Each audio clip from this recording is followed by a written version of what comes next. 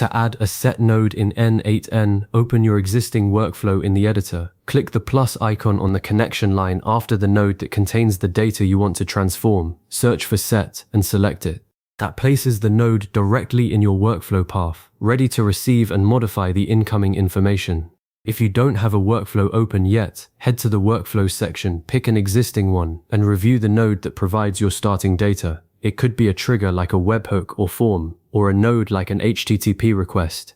The set node should always go right after that data source, because its job is to reshape that incoming information before it moves to the next step. Once the set node is added and connected, double-click it to open the configuration panel. You'll see a section labeled Fields with an Add Field button. Click that to begin defining what you want the output to look like. For each new field, you'll give it a name and a value. The value can be static, like typing hi for a priority field, or dynamic, using what's called an expression. For dynamic values, click inside the value field, select expression, and then pick data from the previous node using the variable picker. Say your incoming data has a field called full_name, but your CRM expects separate first_name and last_name fields. You would create two new fields, and in the value for first name, use an expression like quitelimis to extract just the first part. That's the real power of the set node. You can combine static text, numbers, dates, and expressions from previous steps to build exactly the data structure you need. If you need to remove fields you don't want in the output, open the set node settings and enable the toggle that says keep only selected fields. Then check the ones you want to keep. Everything else gets dropped. This is crucial when you're sending data to a spreadsheet or database that expects only specific columns. Leaving extra fields can cause errors or clutter. Alternatively, you can rename fields by simply adding a new field with the desired name and mapping the incoming value over, then removing the original field. For example, if an API returns user_email, but your email platform expects email, create a field called email, set its value to the expression all, and then make sure you exclude the old user_email from the output. After you've configured the fields, click Execute Workflow to run a test. Open the set node's output in the editor to see the transformed data.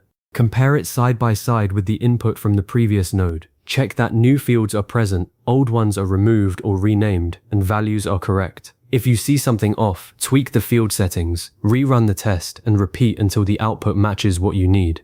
This testing step is where you catch mistakes like typos in field names or incorrect expressions, and it saves you from headaches later. Once the output looks right, connect the next node in your workflow after the set node.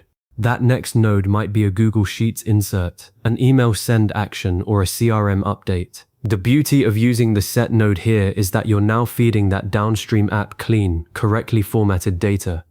After you've configured the next step, run the full workflow one more time to verify everything flows without errors. Then click Save and activate the workflow so it runs automatically on your schedule or trigger. A few expert tips to keep in mind. Always name your set nodes descriptively. Instead of leaving the default set, rename it to something like Format Customer Data or Prepare Lead for HubSpot. That makes your workflow readable and easier to debug months later. Use set nodes early, ideally right after your trigger, so you don't propagate messy data through multiple steps. Keep your field list as lean as possible. Only include what the next node actually requires. And when you use expressions, test them with a small sample first, especially functions like split, trim, or date formatting, because one small syntax mistake can break the whole workflow. If you're combining static and dynamic values in one node, you can add as many fields as you need. Just click Add Field again and arrange them in any order. That's the complete walkthrough for transforming data using set nodes in n8n. You now know how to add the node, configure fields, use expressions, rename or remove fields, test your output, and connect it to the next step. This skill is the foundation for almost every automation you'll build, because real-world integrations almost always need data reshaping. If you want to go deeper, try combining the set node with a filter node to conditionally format data, or use a merge node to combine data from two branches before a final set node. Save this video or bookmark the workflow so you can reference these steps anytime. Happy automating!